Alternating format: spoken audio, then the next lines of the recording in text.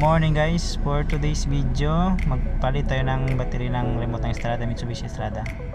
And guys, pag low ba yung battery nyo sa remote nyo, yan yung lumalabas sa dashboard, nag-alarm siya, tsaka pa ulit-ulit key battery low, yan yung lumalabas.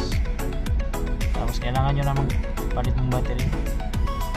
Madali lang naman, tanggalin nyo lang yung manual na susi nya, tapos sa may butas buhatin nyo lang, open na siya agad, mabilis lang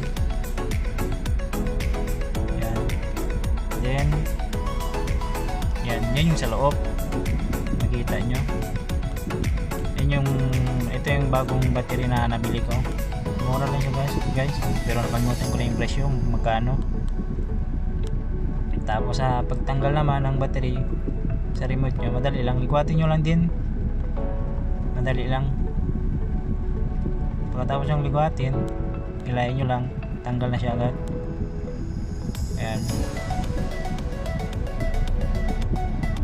Tapos ito na yung bago.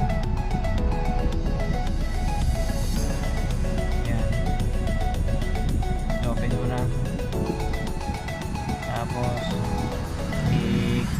kuha nyo lang, sakto nyo lang sa butas, then idiin nyo lang, dali lang. Pag nasakto nyo na sa butas, idiin nyo lang, yun na, tapos na agad, na-install na agad guys.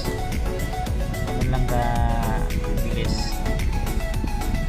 Ilagay ko na yung buwan, takip nya, yun na, tapos na agad.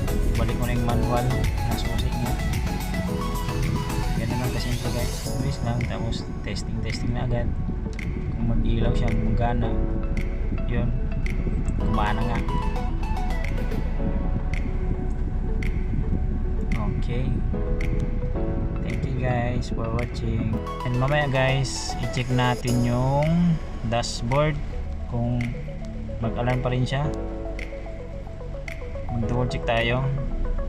Finally guys, wala naman, hindi na lumalabas yung key battery low nya, hindi na alarm.